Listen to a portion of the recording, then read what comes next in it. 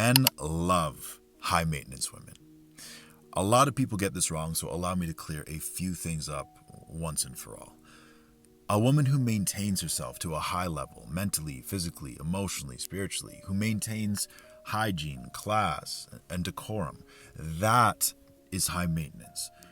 Go ahead with that skincare routine. Self-care is sexy, and socially speaking, the way a woman presents herself is a representation of her man. And vice versa, of course.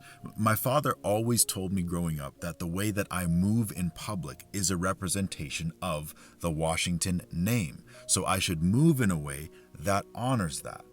Not that I always did, but you get the point. High maintenance signals self-respect. But the problem is, a lot of people narcissistically manipulate this idea and start acting like it's other people's job to maintain them. Empowerment turns into entitlement real quick, real freaking quick. I would actually consider myself to be a high maintenance man because I maintain myself to high standards of behavior, hygiene, fitness, fiscal responsibility, not because I go around demanding that a woman must maintain me or sustain me like it's my birthright. And that's what I think a lot of people are doing. A lot of people are looking for a mommy or a daddy to acquiesce to every request, to get everything they have decided that they deserve while giving as little as possible in return. True high maintenance people are not parasitic. It's not someone else's job to maintain you. The purpose of a team is to multiply. I think the greatest misconception with what it means to be high maintenance happens when people conflate maintenance with materialism. Demanding a Louis Vuitton lifestyle is not high maintenance, that's high materialism. They are not the same. I hear so many people talk about how men love low maintenance women because they are the easiest to manipulate. But let's not act for a second like materialistic girlies aren't just as malleable. In fact, they may even be the easiest to manipulate because they are bisexual. You buy things and in return, they will be sexual. There's a whole industry based on such interactions. Pay to play is not high maintenance. Maintenance is about what you choose to maintain for yourself based on what you value. Women who maintain high degrees of integrity and self-care will desire men who handle business and maintain high levels of integrity, intention, and direction. In my last video, I said men love high maintenance women, but everyone seems to get what it means to be high maintenance wrong. Y'all seem to resonate with what I said there, so I think we should take it deeper. We addressed two main pain points, which were number one, differentiating between high maintenance and high materialism, and number two, how high maintenance is about the empowerment of how we maintain ourselves, not the entitlement of demanding other people to maintain us. This is where it starts to get interesting. This is where the water starts to get a little bit too deep for those who can't swim and need to keep things a little more shallow and surface level. Not very many people understand the difference between high maintenance and high validation. Men love a woman who maintains herself, but not a woman who is a bottomless pit that feeds on external validation. Once again, I can use myself as an example. I consider myself to be high maintenance when it comes to fitness. I take care of my body. I've even done some modeling, but you would have to look pretty hard to find a picture anywhere on the internet that I have posted to flex my physical attributes for the likes. Maintaining myself for my internal values and maintaining myself for external validation are two very different things. And this topic can get a lot of people triggered because the line is very easily blurred. Self-care can become self-obsession real quick, real freaking quick. We can take care of what we see in the mirror, but if we spend too much time staring at our reflection, we may become lost in it, like the story of Narcissus from Greek mythology. Another problem high validation women run into is men will typically only value them for those externally focused values, as that's what such women are valuing themselves most for. The truth is, if you maintain high standards of internal character, you will take care of your externals as a byproduct. But the reverse is not always true. It's easy to dress up a pawn to look like a king or a queen on the outside, but no matter how you choose to cosplay, your character will always be exposed by how you move on the board. Do not mistake high validation or high materialism for high maintenance. We need to have another conversation about being high maintenance. Allow me to quickly recap. It is my perspective that being high maintenance is about the maintaining of high standards for ourselves, physically, mentally, emotionally, and spiritually. Yes, it is about the external operations of decorum and hygiene, but it's also about the internal infrastructure of integrity and virtue. True high maintenance people are not parasitic. They do not slither around in the grass seeking out a host to maintain them. This is where a lot of us get this idea of high maintenance wrong, because high maintenance is often associated with high materialism and high entitlement, qualities which do not make for good long-term relationship investment.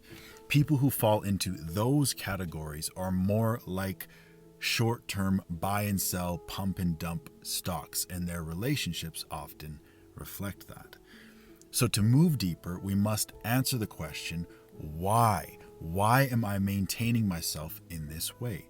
Is it self-seeking, or is it to serve others? Do I take care of myself to put myself on a pedestal, or do I take care of myself in order to be a better father, husband, brother, friend, etc.? Feel free to tell me if I'm missing the mark here or barking up the wrong tree, but I believe the final boss of high maintenance is the demon of selfishness and ego. The greatest problem with self-care and self-love is that it can turn into self-centered real quick, real freaking quick. Many high-maintenance people spend copious amounts of energy on themselves. In some cases, so much so that they have very little left in the tank to maintain anyone else. When it comes to nurturing and maintaining healthy relationships, this is a problem. We can use me as an example once again. I take care of myself very well, which is attractive. But at what point does it become unattractive? What if I spent 100% of my time, energy, and money maintaining me, myself, and I, counting every calorie, obsessing over every detail of how I look, striving for perfection, addicted to the appearance of success? Wouldn't that be a red flag? The way I see it, people who fixate 90% of their energy on maintaining themselves often have very little room in their lives to maintain anything but themselves. This is no bueno for marriage and family, essay. People who have crossed over from high maintenance to high selfishness can only align with people who match their high levels of selfishness with high levels of self-abandonment. A bulldozer can only be with a doormat. A lot of people end up here because they are trying to avoid the pain and fear of self-abandonment and being used. So they have overcorrected and have become overly self-serving so that no one ever takes advantage of them ever again. And I don't blame people for that. But there is no room to maintain a spouse, a family, or a home in that place. Being high maintenance is not about being high selfishness. We take good care of ourselves in order to take good care of others. Anyways, I chalk this up to another one of life's tightropes. The path to heaven is narrow, like a gymnast's balance beam, and unbalanced people will always fall towards hell and isolation in their relationships with themselves and others. I think many men simply don't understand how massive of a role physical upkeep plays on how women not only perceive themselves, but how they are valued by society. It's important for men too, but the expectations are so much greater on women for how they look. And I think us men need to have a lot more grace and understanding of that. A woman's value often gets boiled down to how she looks, to a degree that men don't experience. Women will reward average men for being smart and successful, but men don't quite do the same for women, at least not to the same degree. Apparently, a lot of men would rather stand in a lineup of 1,000 other men to get on top of adult star Lily Phillips for 10 seconds, whose greatest achievement in life is being famous for banging 100 men in 24 hours. If that doesn't shine a light on something, I don't know what will. If there's one thing I've learned over the years of dating women and therapy and becoming a writer and reading and etc., it's that a man must be the safest place in the world for how a woman feels about herself physically. If you value intimacy, you must understand this unequivocally. Yes, some men can keep a woman on a leash her whole life by making her feel like she's not enough, having her chase acceptance and love and to feel safe indefinitely, but that is not what a man is supposed to do. Now, as for being upset about a lot of money being spent on nails, as per the comment that I'm making this video as a response to, on one hand, I think it's okay to be pragmatic. A man must consider the heavier expectations that fall on his shoulders of provision and protection, which includes financial responsibility. Living outside of our means or spending unnecessary amounts of money on luxuries, especially when there are no investments or assets to speak of, is a major turnoff for most men, as it should be. A financially irresponsible and impulsive woman is a major liability. Men are typically looking to avoid building a home with a woman who is materialistically unrealistic, as such women are always comparing and looking over the fence at greener lawns, and he will feel like he can never give her enough to keep her satisfied. And I think men should consider that carefully. I think a man should be thinking about planting seeds to feed his family for generations to come, and such men will only invest in a woman who not only shares that vision but multiplies it, as women do. But the intention, direction, and commitment for such relationship starts with the man. Ladies, do not waste your time on men who do not have that. It would seem some of y'all are refusing to get the point here. But I love you, so let's try again. Y'all got me preaching on a Tuesday morning. It is a good thing to be high maintenance, but being high maintenance is not about being high expense or high consumerism. Say it with me.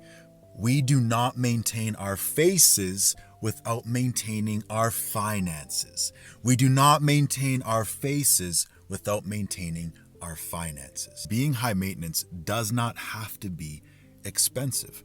Responsibility is also sexy. We can ball on a budget. I learned how to give myself a fade. Sadly, my hair doesn't grow in like it used to, but I still maintain my beard and keep the hairs off of my neck. Do I need to drive a Bugatti to keep my car clean? No, it's a Cadillac. Do I need to hire coaches and dietitians to move my body every day and eat a little cleaner? Does my sweater need to be cashmere, or can it be a wool blend? Could it even be thrifted and still be clean and classy? Do I need to wear a Rolex, or could I have a Timex on my wrist and still look put together? Now, I will say, physical upkeep is more expensive for women than men. There is no argument there. And there are greater expectations on women when it comes to something like beauty standards. There are greater expectations on men in other areas of life, but that's a different conversation. Now, you don't have to get your nails done professionally every week or have Botox injections to maintain yourself at a high level. And a lot of that is actually done from a heart stance of comparison, competition, and performance. high maintenance turns into highly performative real quick, real freaking quick. A lot of people sell out on themselves to look a certain way on the outside, attempting to convince themselves and other people that they are doing well, but behind closed doors, they are struggling internally. And that's why no matter how much they do, it's never enough. Putting myself into debt to drive a nicer car than the next man, or spending thousands and thousands on makeup and lashes and facials to keep up with the Kardashians without Kardashian money, that is not high maintenance. That is high consumerism. That's a trap. High maintenance and high consumerism are not the same. High maintenance is not about spending tons of money, especially if you don't have it like that. Because in order to get it like that in the future, you need to be maintaining responsible financial habits in the present. Another lesson my parents taught me: I bought a house at 22 years old, and I have set aside more than 10% of my income to my investment portfolio for a decade. That is also a part of being high maintenance. It has to go deeper than the skin. We must maintain high levels of self-discipline, of foresight, and of wisdom. We must delay instant gratification. We are investing towards a future bigger than ourselves. High maintenance is not attention seeking. It is not loud. It can be silent. Quiet luxury, sophistication, education, taking care of our little corner of the world. Of course, there are levels to this. If you currently exist in a tax bracket where you should be investing more into long-term infrastructure than exterior decorations, it's going to raise some red flags if you are not. Maintaining high levels of financial responsibility is a part of being high maintenance. And it actually helps you align with other people who also share mindsets of long-term investment. Some of the best relationship advice I can give you is be a good investment, and people will be more likely to invest in you. It is good to eat the fruits of our labors, to treat ourselves, but it is the ones who plant more seeds than they consume who will be the ones who own the whole orchard in the end. I've gone semi-viral recently for talking about being high maintenance. Maybe just call me the maintenance man. But Houston, we have a problem, because high maintenance can start to look like high insecurity real quick, real freaking quick. In fact, pretty much all of the negative stereotypes and behaviors associated with being high maintenance are due to extreme insecurity. Materialism, greed, selfishness, egomania, validation and attention-seeking behaviors, being overly demanding in relationships, superficiality, body dysmorphia, and perfectionism. The list goes on. A lot of people become high maintenance in an attempt to cope with high insecurity by trying to be good enough through all of these external achievements and processes. I exist as Exhibit A. I've spent most of my life trying to be good enough, trying to cross every finish line, physically and financially, feeding off of the love and validation of multiple women at a time, striving to have it all and to be it all. But all I've learned is that when your high maintenance behaviors come from a position of lack and false confidence, nothing and nobody will ever be enough. You will essentially go through life subconsciously measuring your value on the scales of comparison and external validation. People like this struggle to align with or maintain healthy relationships. Their expectations are unrealistic and their entitlement is insufferable. But the worst part about people who are living in their ego is that they are unable to take accountability. Pretty little victims. They will look in the mirror and be unable to see the truth of their own reflection. They are blind to the chips and cracks beneath all of the exterior paint. Deep down, we are all just wounded kids trying to convince ourselves that we are worthy. At our core, we all just want to feel loved. But these people who are trying to cover up their high insecurity with high maintenance will do things like convince themselves that they are single because of their standards, not because of their selfishness. That it's because no one is on their level, not because their expectations push everyone else beneath their feet. If you lift your nose in the air high enough, you start to think that your shit doesn't stink. Prisons built by our own egos are the most difficult prisons to escape from. Most never do until they are faced with enough pain to break them out. Until then, they smile for the selfies and the self-care and the self-love and the self-gratification, fully convinced that their self-obsession is confidence and not narcissism.